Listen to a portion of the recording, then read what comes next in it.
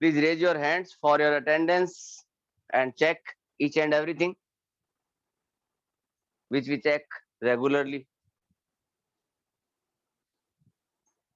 I think everything is okay.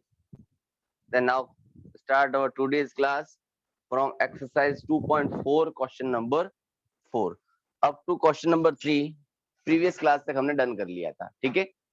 और 2.2 और 2.3 की पीडीएफ भी कल आपको मिल गई। मोस्ट प्रोबेबली आज पीडीएफ आ जाएगी एक और आपके पास, जो इस चैप्टर की लास्ट पीडीएफ होगी, ठीक है। चलो, without wasting our time we will continue the class from question number 4। One of two digit of a two-digit number. One of the two digits of a two-digit number is three times the other digit. यानी देखो, हमने कल बात की थी कि एक to digit number था, तो टू डिजिट नंबर के लिए वंस होता था, टेंस होता था, है ना। तो फर्स्ट ऑफ ऑल हम क्या लेट करेंगे, टेंस और वंस को। चले, लेट यूनिट कह दें चाहे वंस डिजिट कह दें, ठीक है ना, एक ही बात है। यूनिट डिजिट बी एक्स और tens digit B one of the two digit of a two digit number is three times the other digit. एक डिजिट जो है वो दूसरे डिजिट की क्या है, थ्री टाइम्स है। तो टेंस डिजिट को हमने क्या कर दिया, 3x। वंस डिजिट क्या लिया हमने, x लिया, उसका थ्री टाइम्स कौन है, सेकंड डिजिट है। सेकंड डिजिट कौन होगी अपनी, टेंस डिजिट, उसको क्या बना दिया हमने, 3x। तो अकॉर्डिंग टू अपना रिक्वायर्ड नंबर क्या हो गया, रिक्वायर्ड नंबर, और वी से original number, original number. Number कल किसके इक्वल लिया था हमने, 10, फिर आता था टेंस, फिर प्लस में वंस। प्रीवियस क्वेश्चन में था ना 9 माइनस एक्स वाले में हमने क्या लिखा था, 10, 9 माइनस एक्स प्लस एक्स लिखा था। वही सेम कंडीशन ही आया, देखो 10 3 से मल्टीप्लाई करेगा 30x plus 1x, make together 31x। Previous question में ऐड नहीं हो रहे थे तो हमने ऐड नहीं किया था, उसको सॉल्व नहीं किया था हमने, ठीक है। बट यहाँ हमने कर दिया सॉल्व इसको। इसका सॉल्यूशन कितना मिला, 31x। नेक्स्ट क्वेश्चन क्या कह रहा है, इसी का स्टेप्स में, if you interchange the digit of the two digit number and added resulting number to the original number. यदि तुम क्या करते हो, इस डिजिट के नंबर्स को आपस में क्या कर देते हैं, इंटरचेंजिंग, यानी ऑन इंटरचेंज, इंटरचेंज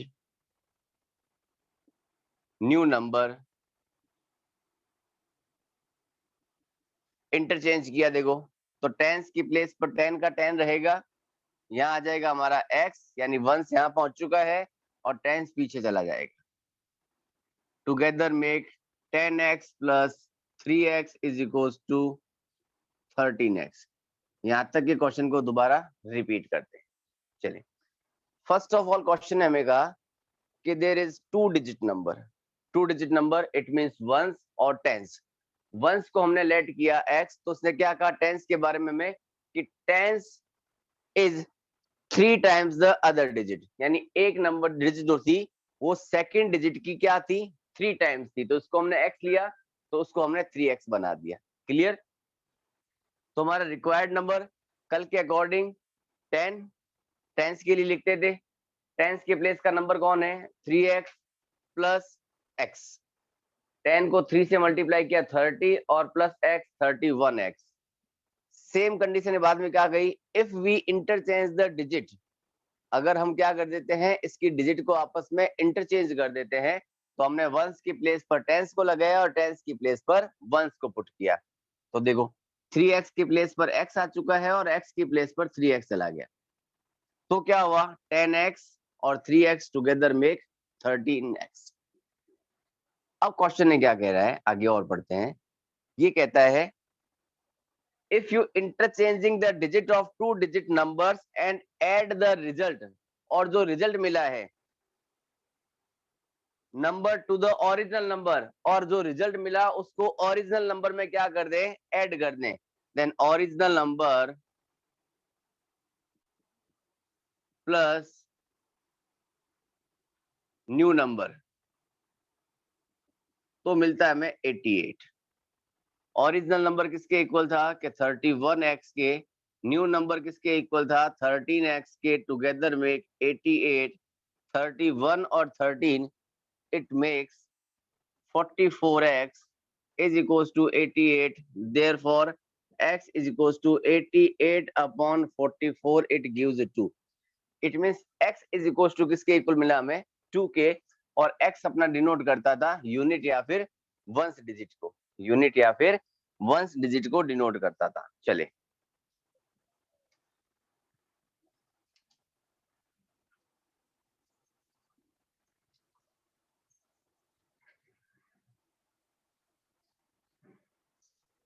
तो या hence ones digit is equals to 2, tens digit is equals to 3 multiplied by 2, it gives 6, and required या original number 10, ब्रैकेट में 3x था, 3x का मतलब 6 बना, और प्लस x यानी 2, देन 60 प्लस 2 इट गिव्स 62। तो फुल एंड फाइनल आंसर 62। और ओनली डिजिट्स की बात करें तो वंस के प्लेस पे आएगा आपका 2 और टेंस के प्लेस पे आएगा आपके 6। ठीक है, चलें एक बार और रिपीट कर लेते हैं इस क्वेश्चन को। अकॉर्डिंग टू क्वेश्चन, क्वेश्चन ने क्या कहा कि एक there is a 2 digit number, कि हमारे पास एक 2 डिजिट का नंबर, जो हैंड रेज हो रखे ना वो एक ध्यान से सुनना बेटा। There is a 2 digit number, हमारे पास क्या था, एक 2 डिजिट का नंबर था।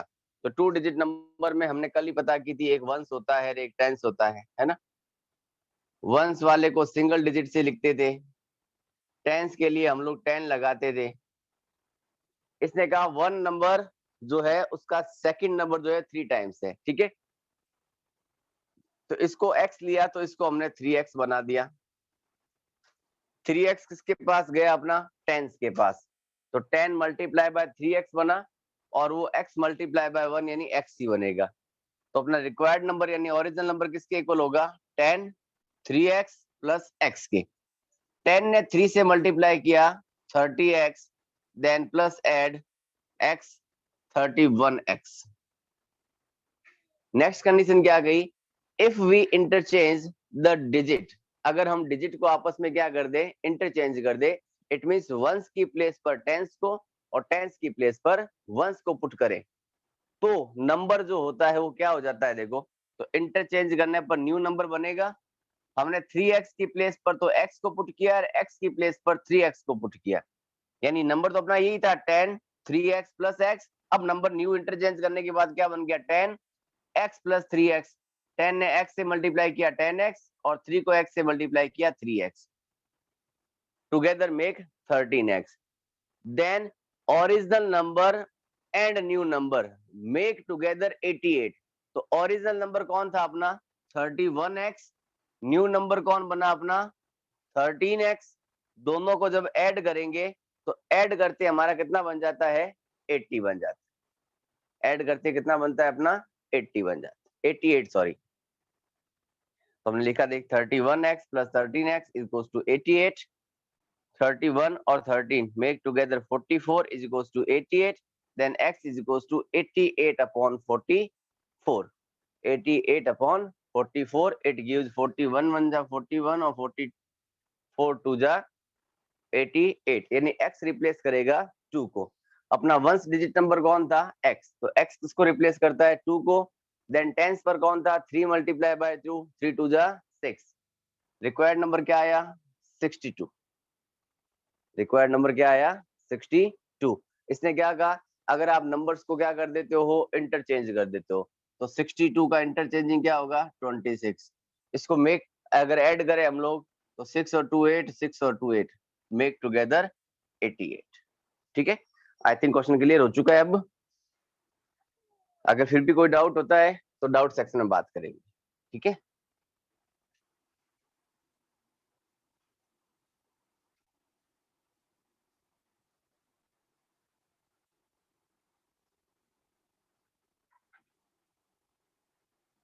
Next question number 5। Sobo's mother present age is 6 times. Sobo's present age कि सोबो की मदर की जो प्रेजेंट एज है वो सोबो की एज की 6 टाइम्स है। यानी सोबो अगर x ईयर्स का है तो सोबो की मदर कितने की हो जाएगी, 6x ईयर्स की। सिर्फ कॉन्सेप्ट समझना है, सॉल्यूशन अपने आप मिलता जाता है हमें, ठीक है ना। Then question number 5। Sobo's mother's present age is 6 times Sobo's present age कि सोबो की मदर की प्रेजेंट एज जो है वो सोबो की प्रेजेंट एज की 6 टाइम्स है। तो लेट कंपेयर किससे किया हमने, सोबो से। तो let Sobo's present age be x years and mother's present age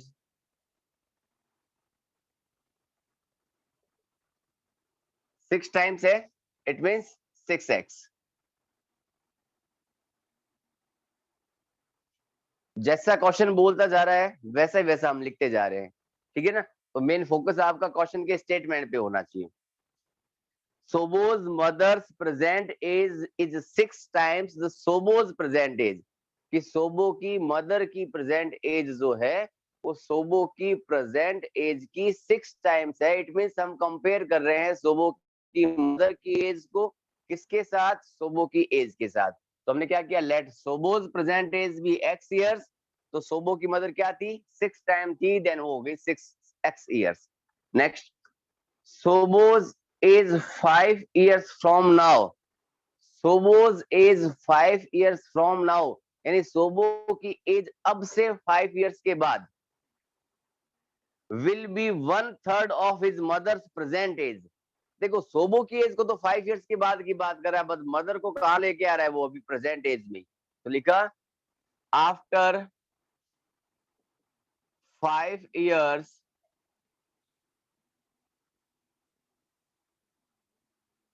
सोबोज age will be x plus 5 years. जब सोबो अभी प्रेजेंट में x का है तो अब से 5 ईयर्स के बाद क्या होगा, वो 5 ईयर्स बड़ा हो जाएगा। 5 ईयर्स के बाद सोबो की एज किसके इक्वल आ जाएगी, x प्लस 5 के इक्वल आ जाएगी। अब अकॉर्डिंग टू कंडीशन, यानी क्वेश्चन क्या कह रहा है उसको देखते हैं। क्वेश्चन कह रहा है आफ्टर 5 ईयर्स, आफ्टर 5 ईयर्स या 5 ईयर्स फ्रॉम नाउ, अब से 5 साल बाद सोबो की एज किसके इक्वल होती है, will be 1/3 of his mother's present as.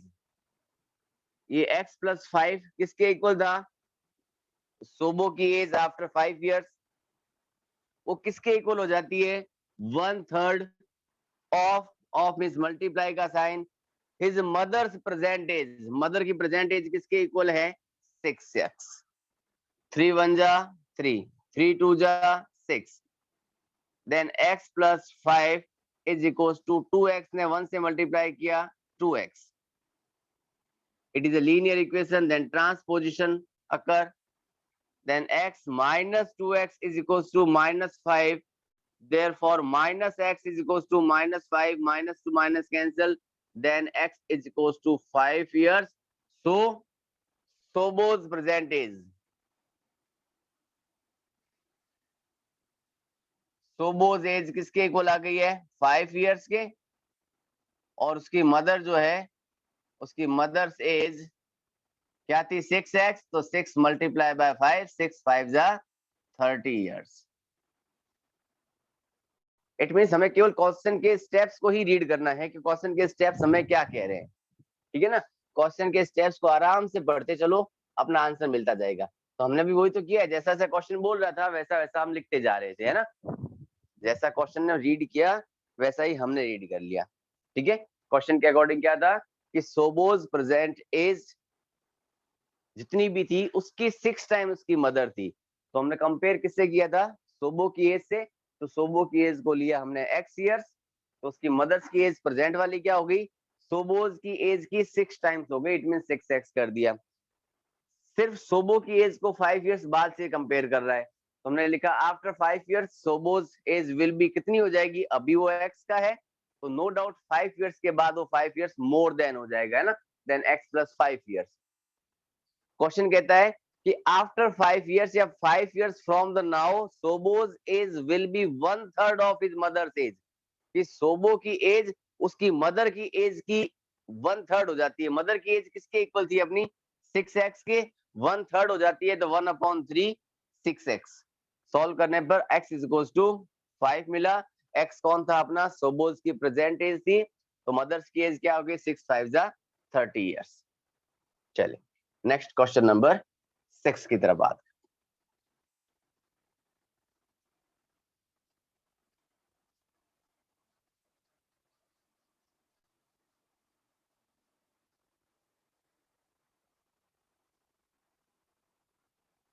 Yes, अच्छे से सुनना क्वेश्चन को। अब थोड़े क्वेश्चन जो मिल रहे हैं हमें, थोड़े से लेंथी क्वेश्चन हैं, ठीक है, तो मे बी वन टाइप में कंप्लीट हो भी जाए, नहीं भी हो, तो इसलिए अपना कंसंट्रेशन क्वेश्चन के ऊपर। There is a narrow rectangular plot reserved for a school in Mohali village. The length and the breadth of a plot are in the ratio 11:4। हमें पता है जब रेशियो की बात करता है तो लेट करते हैं x के साथ, है ना, तो पहले तो लेंथ और ब्रेथ को लेट कर ही दें। तो solution number 6, late length of the plot be 11x meter and breadth of the plot be 4x metre, क्योंकि 11:4 दे रखा है। At the rate of 100 per meter, it will the cost the village panchayat rupees 75,000 to fence the plot। देखो question की statement थोड़ा टेढ़ा मेढ़ा है। ये कह रहा है कि पर मीटर स्क्वायर पर मीटर पर फेंस, फेंस का मतलब क्या होता है बेटा? बाउंड्री। फेंस का मतलब क्या होता है? बाउंड्री। ये फेंस ही तो है इसकी, ठीक है, इसको फेंस कहें, बाउंड्री कहें, या फिर पेरीमीटर कहें, बात एक ही है। पेरीमीटर किसकी बात कर रहा है? वो रेक्टेंगुलर प्लॉट की, है ना, और रेक्टेंगल का पेरीमीटर क्या होता है? 2 ब्रैकेट में l प्लस बी होता है ना, इस चीज को याद रखना है। वो कह रहा है इस प्लॉट पर फेंस कराने का खर्चा जो था ओवरऑल ₹75,000 था। यानी कुल मिलाकर फेंसिंग का खर्चा कितना आया था? ₹75,000। और पर मीटर का खर्च कितना था इसका? ₹100। यानी पर मीटर पर फेंस कराने का खर्चा दे रखा है ₹100 का। ओवरऑल जो कॉस्ट लगी वो थी 75,000। तो टोटल पेरीमीटर किसके इक्वल होगा? तो यहाँ लिखते हैं इसी चीज को अब लोग हम,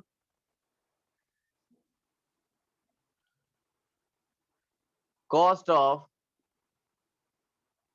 1 metre fence is equal to ₹100। Total cost of fence is equals to ₹75,000, then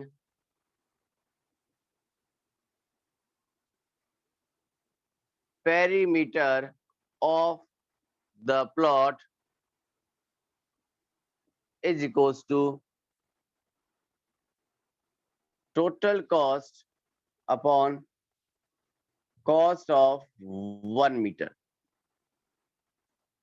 total cost 75,000 rupees, 1 metre की कॉस्ट 100 रुपीज, 20 से 20 कट, इट मीन 750 मीटर। यानी जो रेक्टेंगुलर प्लॉट जो था अपना, उस प्लॉट का टोटल पेरीमीटर किसके इक्वल आ चुका है? मैं 750 50 के इक्वल। अब अकॉर्डिंग टू क्वेश्चन अगर बात करूं मैं कि perimeter is equals to 2 bracket में लेंथ प्लस ब्रेथ होता है, क्योंकि हमें क्वेश्चन ने पूछा क्या है, find its length and breadth, इसकी हमें लेंथ और ब्रेथ फाइंड करके दिखाओ। तो पेरीमीटर हमारा किसके इक्वल मिला कि 750 के equal to length is equals to 11x, breadth is equals to 4x, together make 15x. 15 ने 2 से मल्टीप्लाई किया 30, then 750 is equals to 30x, therefore x is equals to 750 upon 30, 10 से 10, then x is equals to 25 metre. यानी x किसके equal मिल चुका है हमें, 25 मीटर के इक्वल। क्वेश्चन को रिपीट करें, क्वेश्चन के अकॉर्डिंग लेंथ एंड ब्रेथ का रेशियो गिवन था हमें 11:4, तो हमने लिखा लेट लेंथ बी 11x और ब्रेथ बी 4x। देन दे रखा cost of 1 metre fencing. Fence का मतलब मैंने आपको बताया बाउंड्री कहते हैं, पेरीमीटर कहते हैं, बात एक ही थी सब कुछ, ठीक है।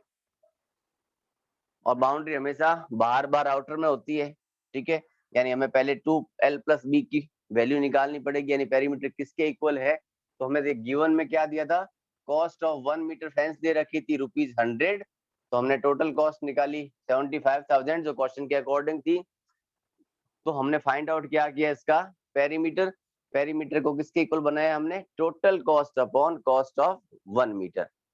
टोटल कॉस्ट 75,000, 1 मीटर की cost 100, on dividing we get 750 meter as perimeter of plot. Then according to question we find out the length and the breadth of the rectangular plot. So perimeter is equals to 2 multiplied by length plus breadth. On putting the values of perimeter, length and breadth from the according condition, perimeter equals to 750, 2 length 11x, breadth 4x, 11x और 4x make together 15x, 15 to the 30x, then x is equals to 750 upon 30, then x is equals to 25 metre. ये x is equals to 25 metre जो मिला वो मिला मुझे x की value. हमें find out क्या करनी थी, लेंथ एंड ब्रेथ। सो या hence length of plot, hence length of plot is equals to 11 into 25, it gives 275 meter. Breadth of the plot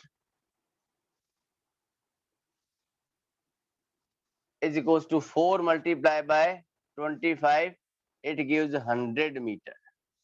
And length और breadth दोनों मिल चुकी है हमें, ठीक है। आई थिंक मैंने पहले से 2 टाइम इसको रिपीट कर दिया है, तो शायद डाउट्स नहीं होगा। फिर भी अगर कोई डाउट रहता है आपके पास तो डाउट सेक्शन में बात करेंगे बेटा उसके बारे में, ठीक है। ओके, चलते हैं नेक्स्ट क्वेश्चन, क्वेश्चन नंबर 7 की तरफ।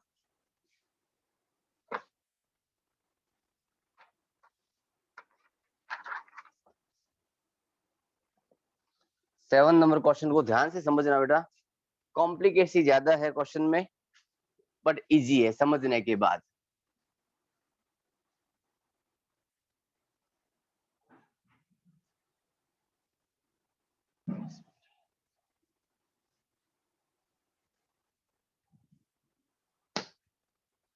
Hasan buys 2 kinds of cloth material. Hasan क्या करता है, 2 टाइप्स के कपड़े खरीदता है। कैसे खरीदता है, for school uniforms shirts material that cost him ₹50 पर मीटर, इसको शर्ट की कॉस्ट मिलती है ₹50 पर मीटर से।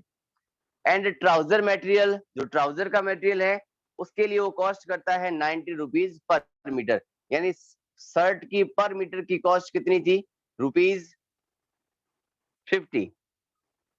Question number 7, cost of 1 metre shirt material is equals to rupees 50. Then again given the cost of 1 meter trouser material rupees 90. जैसा question बोलता जा रहा है वैसा ही हम लिखते जा रहे हैं, ठीक है, तो गड़बड़ कम होगी. For every 3 meter of shirts material, he buys 2 meters of trouser material. For every 3 meter of shirt material, कि जब वो 3 मीटर शर्ट का कपड़ा खरीदता है तो उसके पैर बनाने के लिए उसको 2 मीटर के ट्राउजर के कपड़े की जरूरत पड़ती है, ठीक है. यानी जब 3 मीटर कपड़ा किसका परचेज करेगा, वो शर्ट के लिए, तो 2 मीटर कपड़ा किसके लिए परचेज करेगा, ट्राउजर के लिए. तो दोनों का रेशियो हो गया ना 3:2 का. तो देखो रेशियो को बनाया तो हमने रेशियो में डाल देते हैं इसको. चलो बोले शर्ट्स की लिखते हैं. Shirt is ratio trouser. Shirt का कपड़ा 3 मीटर खरीदता है तो ट्राउजर का लेता है वो 2. देन ये हो गया आपका 3x और ये हो गया आपका 2x. क्लियर है. फर्स्ट ऑफ ऑल क्या गिवन था, कॉस्ट ऑफ 1 मीटर शर्ट दे रखा था हमें 50 रुपीज के according. Cost of 1 metre trouser का मटेरियल दे रखा था हमें रुपीज 90 के अकॉर्डिंग. उसने कहा एवरी 3 मीटर शर्ट्स के लिए वो क्या करता है, 2 मीटर ट्राउजर परचेज करता है. क्लियर है. चलें देखते हैं नेक्स्ट. ही सेल्स. सेल्स कब करेगा, जब परचेज करेगा, है ना. तो पहले टोटल कॉस्ट निकालते हैं. टोटल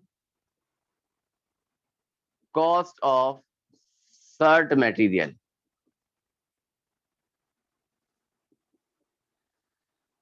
शर्ट का कपड़ा कितना परचेज किया उसने, 3x मीटर का, और पर मीटर की कॉस्ट कितनी थी उसकी, rupees 50. Then rupees 50 multiply with 3x is equals to 150x rupees. यानी कुल मिला के जो शर्ट का कपड़ा उसने परचेज किया है उसके लिए उसने रुपीज 150x पे कर दिए. Same as total cost of trouser material rupees 90 per metre से लेता है. कपड़ा कितना परचेज करता है वो, 2x मीटर. देन 9 2 जा 18 यानी 180x. क्लियर है. फर्स्ट ऑफ ऑल क्या गिवन दिया था कि 1 मीटर शर्ट के क्लॉथ की कॉस्ट वैल्यू गिवन दी थी रुपीज 50 पर मीटर एंड ट्राउजर का material rupees 90 per metre. Question के अकॉर्डिंग क्या करता था कि Hasan buys 3 metre shirts for every 2 metre of trouser. कि 3 मीटर शर्ट का कपड़ा परचेज करता था कब, जब वो 2 मीटर कपड़ा परचेज किसका करता था, या 2 मीटर परचेज किसका करता था, ट्राउजर का. तो हमने शर्ट और ट्राउजर का रेशियो दे दिया 3:2x. ठीक है. अब हमें निकालनी थी टोटल कॉस्ट. तो टोटल शर्ट के कपड़े की लेंथ कितनी थी, 3x. 1 मीटर की कॉस्ट कितनी थी, 50. तो 50 multiply with 3x make together 50 into 3x equals to 150x rupees किसके पर खर्च कर दिए उसने, शर्ट्स के कपड़े के लिए. सिमिलरली ट्राउजर के लिए क्या लगाता था वो, 2x मीटर का ट्राउजर था उसका ओवरऑल, 90 रुपी पर मीटर के अकॉर्डिंग लिया. तो टोटल कॉस्ट लगी उसकी 90 multiply by 2x is equals to 180x rupees. ये तो वो पैसे थे जिसको उसने परचेजिंग पर खर्च किया. अब क्या कहता है आगे,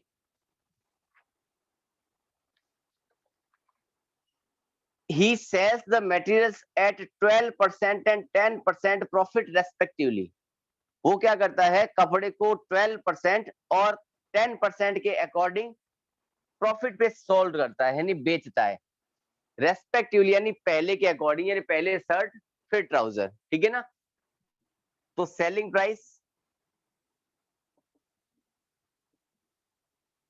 फॉर शर्ट, शर्ट पे क्या करता है वो 12% का प्रॉफिट कमाता है. तो देखो स्टेटमेंट को ध्यान से देखना मैं क्या लिख रहा हूं. प्रॉफिट कमाने के बाद भी तो उसके पास जितने में परचेज किया वो भी तो लेगा वापस से. वो शर्ट के कितने रुपए ले रहा है, 150 रुपीज. उसके बाद उसका 12% प्रॉफिट भी ऐड होगा तो रुपीज 150 मल्टीप्लाई विद 12 अपॉन 100, ये 150 रुपीज उसकी actual price, 150 multiply by 12 upon 100 वो उसका प्रॉफिट। 0 से 0 कैंसिल, 5 की टेबल में 3 टाइम, 5 की टेबल में 2 टाइम, 2 1 जा 2, 2 6 जा 12, देन रुपीज 150 प्लस 6 3 जा 18,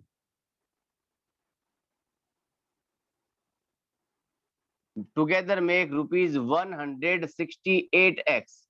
यानी जब वो क्या करता है, शर्ट बेचता है तो उसको 168x रुपीज मिलते हैं। सेम एज, देखो टाइम पीरियड थोड़ा सा अपने पास में भी कम हो गया होगा, अब 5 मिनट है, तो फटाफट कोशिश करते हैं इसको सॉल्व करने की, ठीक है। हाँ, पीडीएफ दे दूंगा आज, फिर भी अगर कोई डाउट रहते हैं तो कल की क्लास में इस क्वेश्चन को दोबारा रिपीट कर लेंगे हम लोग, ठीक है। Selling price for trouser, trouser के लिए भी सेम वही, रुपीज कितने मिलते हैं उसको 180 प्लस 180 का 10% उसको क्या मिलता है प्रॉफिट, परसेंट यानी अपॉन 100, 20 से 20 cancel, together make 180x plus 18x rupees 198x। यानी जब वो शर्ट बेचता है तो उसको मिलते हैं 168x, और जब ट्राउजर बेचता है तो 168x। फटाफट स्क्रीनशॉट ले लो इसका, फिर मैं आगे बढ़ू। देखो ऊपर से रब करूंगा इसको मैं, ये इसकी सेलिंग प्राइस मिल चुकी है, बट अकॉर्डिंग टू क्वेश्चन वो में क्या कह रहा है कि जब उसको सेल करता है तो उसको 36,600 रुपीज मिलते हैं। तो अकॉर्डिंग टू कंडीशन,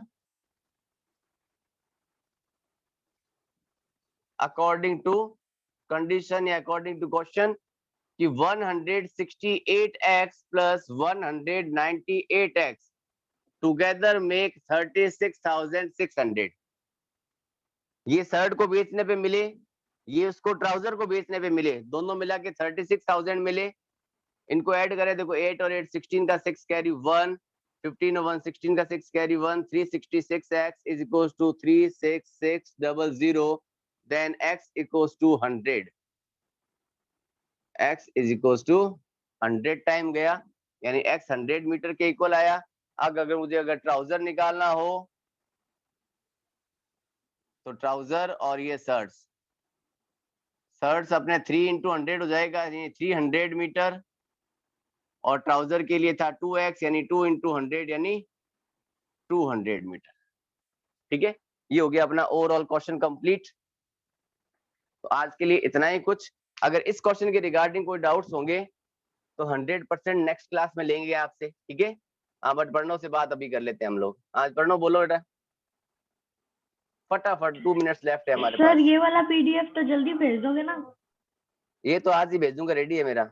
ये नहीं, इवन यहाँ तक कि जल्दी भेज देना 2.6 सर। के जो 2.6 के लास्ट के जो 2 क्वेश्चन है ना वर्ड प्रॉब्लम वाले, वो भी आज ही भेज दूंगा, वो भी आज ही भेज दूंगा।